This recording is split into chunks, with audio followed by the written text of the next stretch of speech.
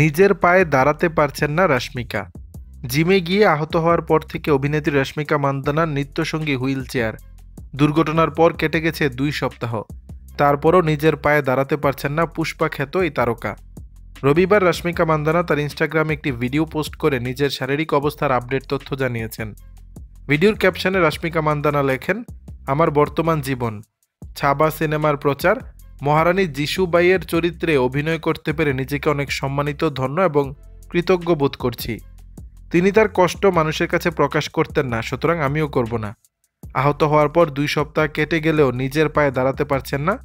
এ তথ্য জানিয়ে রশ্মিকা মান্দানা লেখেন, গত 2 সপ্তাহ ধরে নিজের পায়ে দাঁড়াতে পারছি না।